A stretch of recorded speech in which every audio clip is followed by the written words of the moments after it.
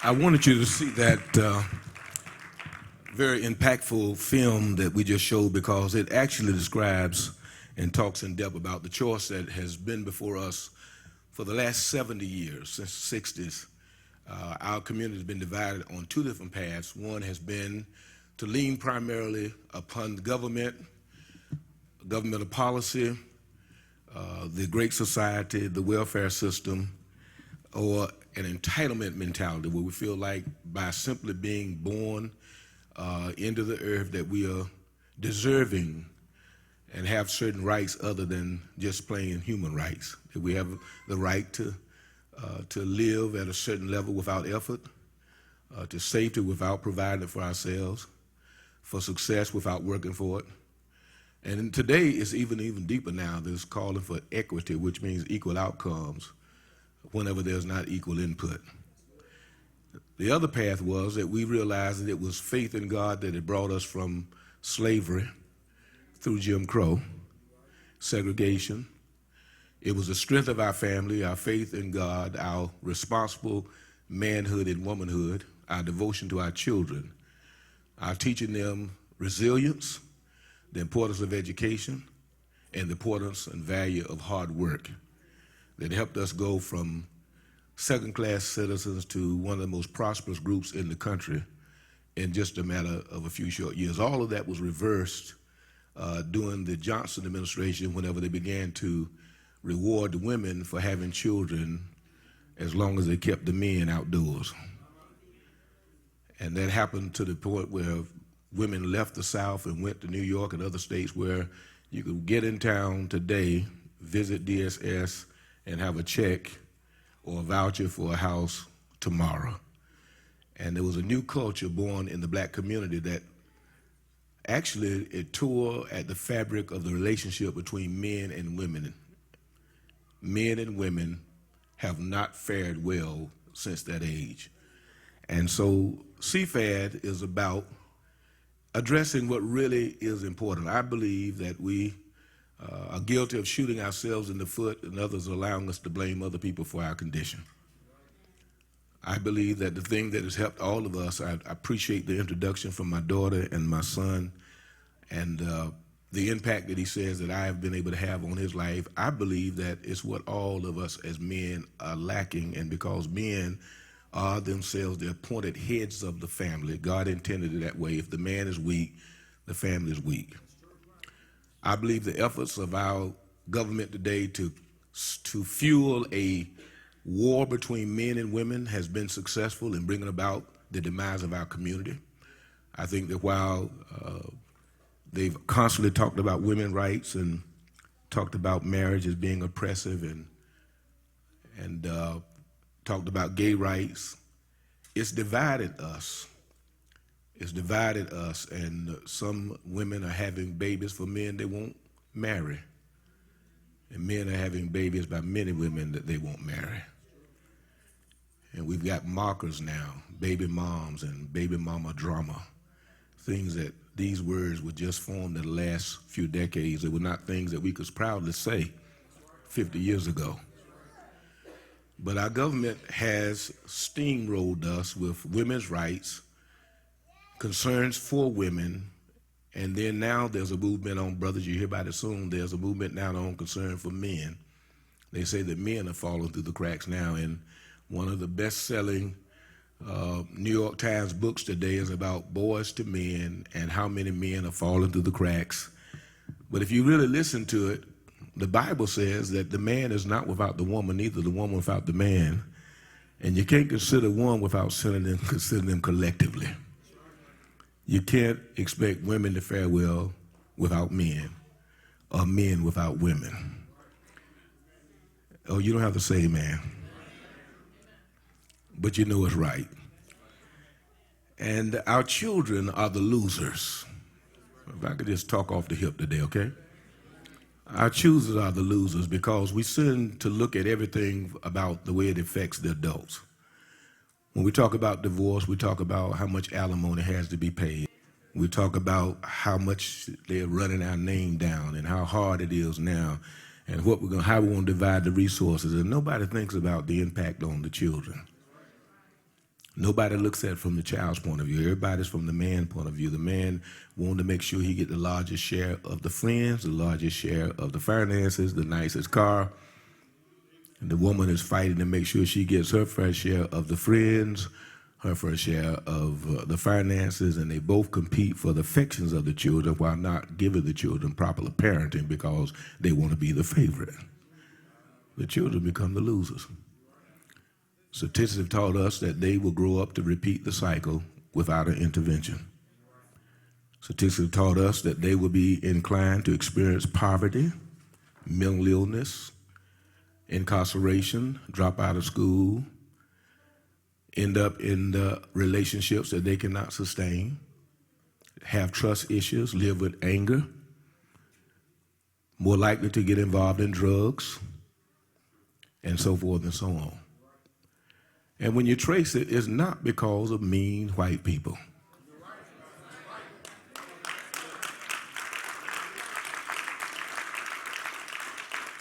If you let Biden tell you that your problem is getting a driver's license to vote, you just bit the apple. Because everybody here that wanted to vote has got a driver's license anyway. So that's just talking discussion we don't need to have. We need to talk about all our children dying, being shot down in the street. And we need to stop blaming guns because guns don't kill people. People kill people. Nobody ever sentenced a gun. No gun has ever gotten life. No gun has ever been sentenced. And giving a gun, amen, of some room, someplace in a back room where the police only can get it will not prevent the killing of our. If somebody want to kill somebody, they'll find a way to do it. The choice of black women is poison. Uh-oh.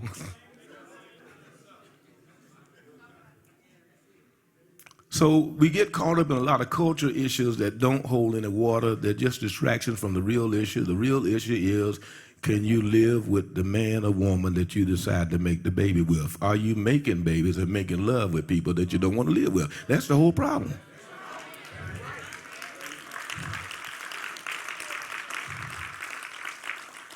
Is your check divided into 10 pieces, or can you take a whole check home?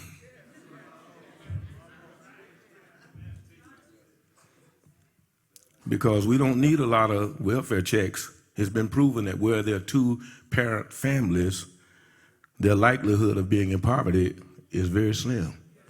As a matter of fact, the poverty rate among blacks and whites for two-parent families is the same. It's when you're trying to live in 2 or 3 different households.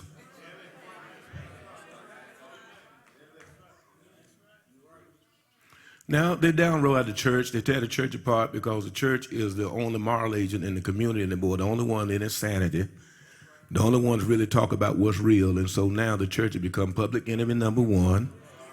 And as you know, they got the Sisters of Perpetual Indulgence, which is another way of saying whores.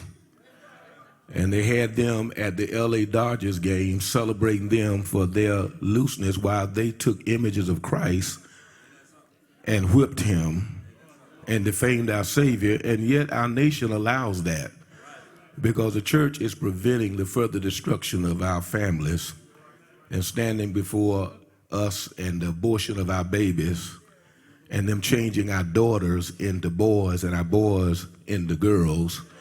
And there's no sanity in that either because you can't change a boy into a girl or a girl into boy. And if you attempt to do it, you get a lifelong patient because you can't take puberty blockers one time. You got to take them for a lifetime.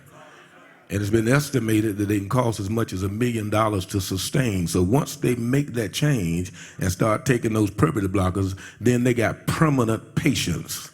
And that's why there's such a big push by the medical institution right now to try to get all of our folk confused because it produces a lot of money because that hair will stop growing. Y'all don't hear me. And the muscles will revert back if you don't continue to go back. And it's already been proven that people who got those trans things, it does not improve their mental health. They were crazy before they did it. They're crazy afterwards.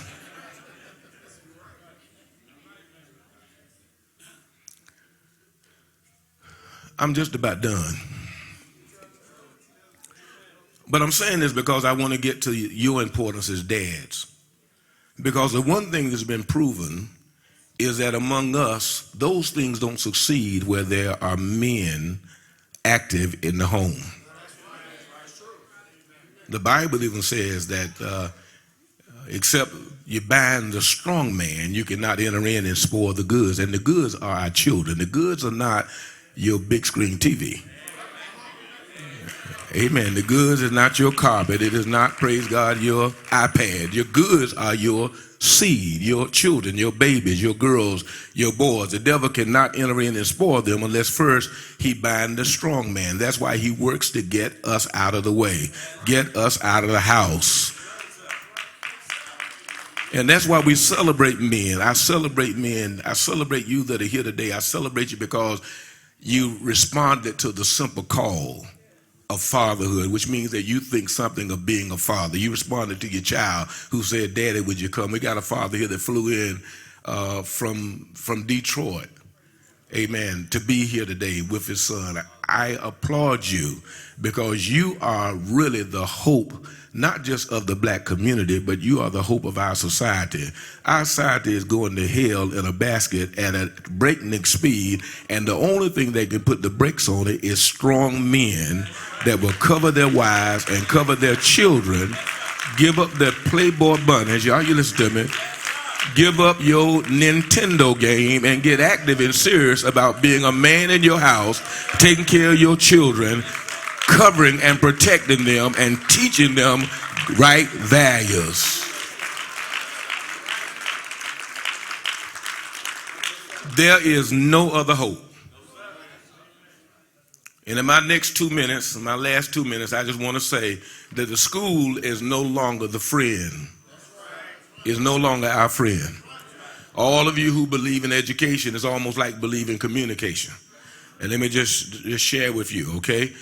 People like to talk about, oh, we need to communicate more. We need to talk about it. Everything come up, yeah, we just need to talk about it. We just need to talk. Well, it's not a matter of whether you talk, it's what you say. Communication is no good if the message ain't good.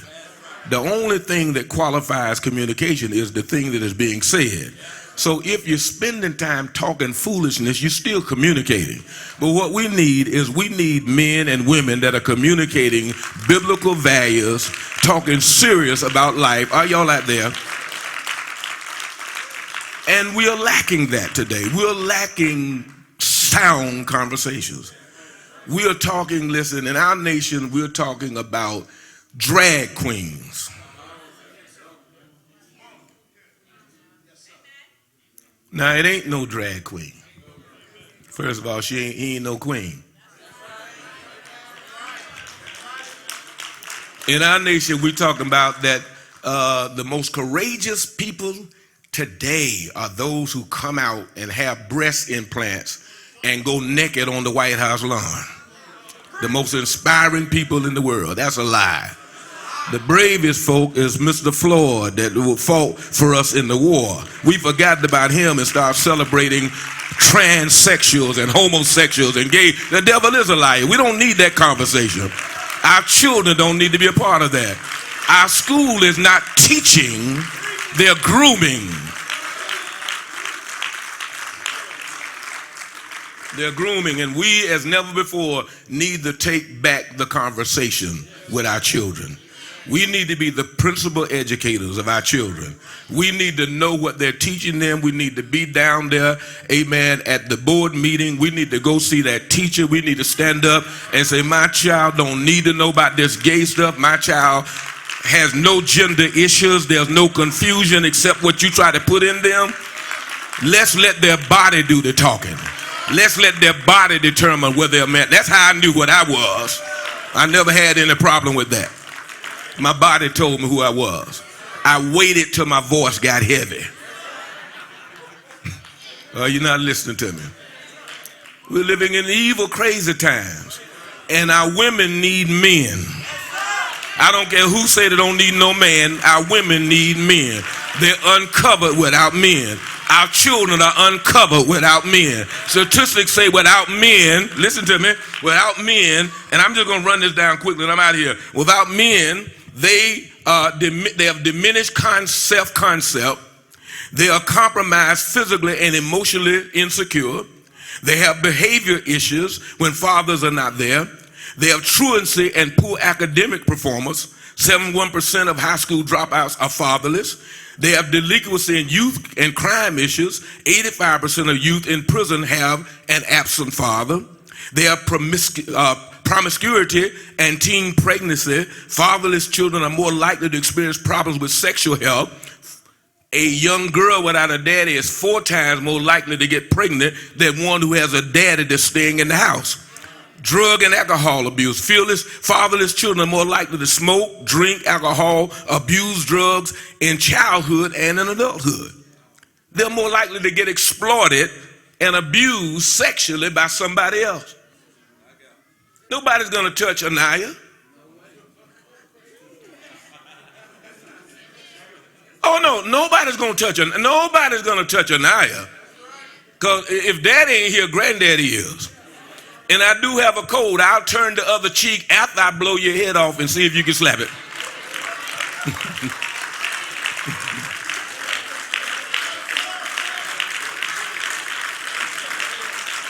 Nobody's going to abuse our boys in this church. And none of the boys in this church going to abuse their mamas either. Lord, I'm fired up and ready to go. I got 1 minute left.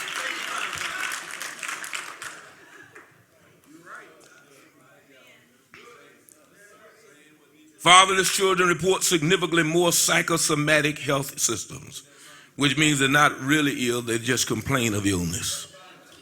They have chronic asthma, headaches, stomach aches. Mental health disorders. Father-absent children are consistently overrepresented in a wide range of mental health problems, particularly anxiety, depression, and suicide. As adults, fatherless children are consistently overrepresented, in unemployment, have low incomes, remain on social assistance, and experience homelessness.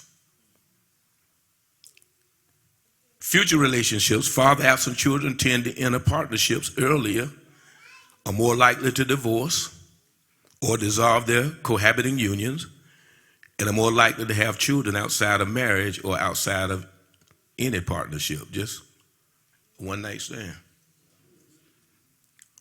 Fatherless children are more likely to die as children and live an average of 4 years less over lifespan. So why do you take that approach, Pastor? Because I think that illustrates your importance.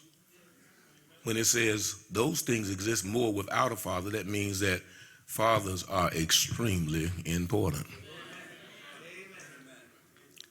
And God gives fathers what they need. If it just be a man. But you got to let the measure of the man be the measure that God uses. It's hard to be a man whenever you're judged by how big your rims are, how much bling you got. It's hard to be a man whenever you're judged by the American dream. How much land do you own? Or do you have a hip hop hit? Or if you're an NFL star, why not just measure manhood by what kind of dad you are?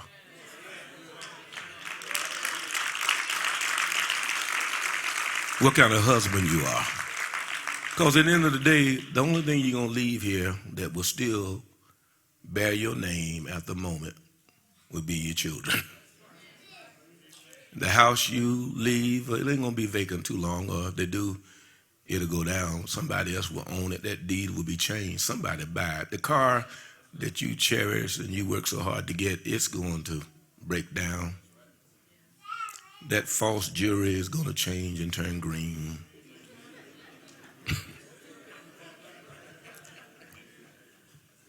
Amen. Your health is going to fail if you live. You're not going to be young and handsome and beautiful all your life. You're going to grow in places you don't want to. Hurt where you don't want to. Need feelings. Need bridges.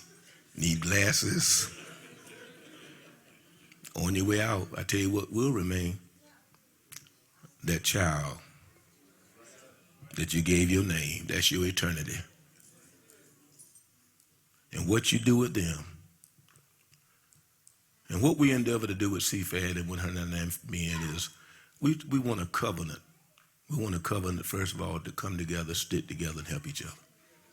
I want to raise my children so they won't shoot yours. You raise yours so they won't shoot mine.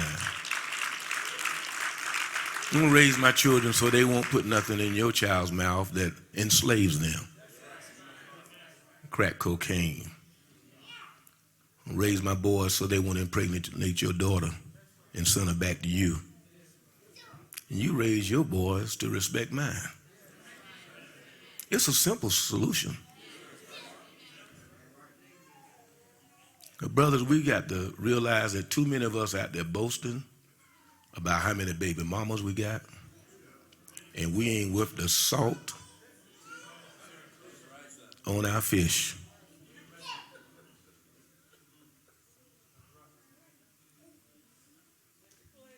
Roaches do it. Dogs do it. Cats do it. What makes a man different is the roach do it and run. The dog do it and run. But the man sticks around, gives it his name, and looks after a lifetime. And on Father's Day, we celebrate him for the stability that he brought in our life, for the lessons that we learned, for the nurture that he gave, for the example that he set, for the hours that he labored on jobs that he didn't want to work on to make sure that we had a roof over our head, a meal in our belly, and an opportunity to do better than he did. Today we celebrate men who are not shucking and jiving, but still will get upset if you mess with their baby or mess with their baby's mama. Do I have any men in here? Hallelujah, that'll say, I'm not a victim, but I am a victor. And with God, I don't need the government, because God has everything that I need. Somebody give the Lord praise as we close it today. Come on and give him praise. Whatever you need to do.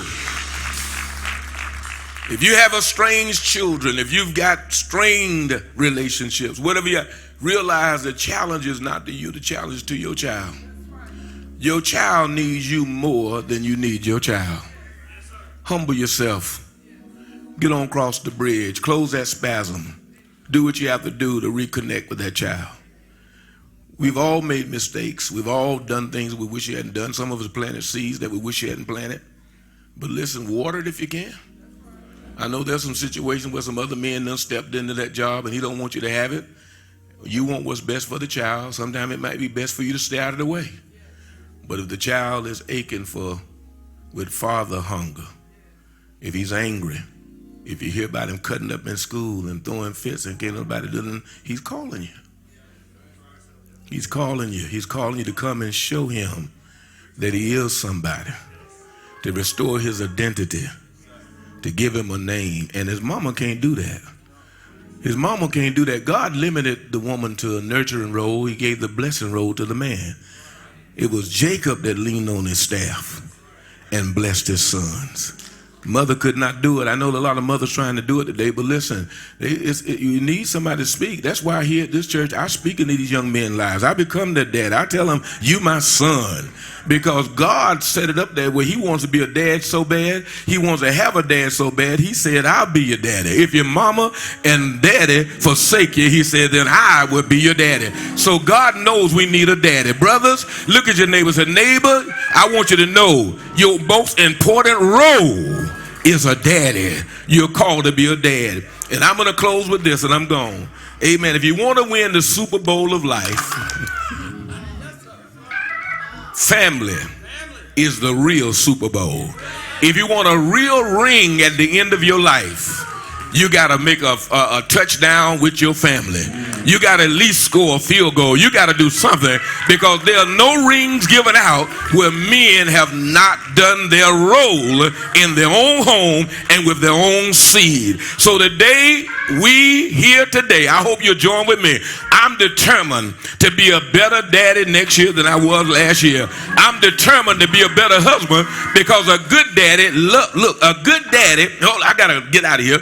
But a good daddy will make sure that their baby's mama is in a position to be a good mama. Y'all didn't hear that, did you? A good daddy, you can't be a really, really, really great mama and don't give your baby a daddy. I'm setting it high now, right? For all y'all that have not done it yet, just realize if you want to do it right, make sure you give your baby a daddy, one that will stick, So doing CFAD summer seminars, we're going to be talking about things like how to know if he's right, how to prepare yourself for marriage. Are y'all there? What are the signs that you need to cut off the relationship? Are y'all listening? How to find Mr. Right. We're going to deal, because if we don't get that education, then we're bound to make a mistake. See? So we have to get down in the nitty gritty. I invite you to come on out here, because I am convinced, brother, that none of us as men will ever be what God called us to be until we have experienced husbandry. And I got Bible to stick it up with. And I believe that that's our calling. My grandson said to my son the other day, he's an excellent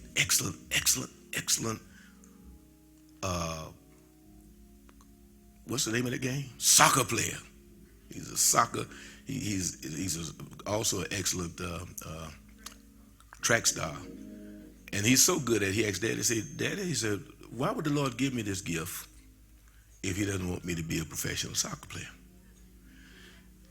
Kind of put his daddy behind the gun, because see, what we teach our kids is God wants you to be a daddy.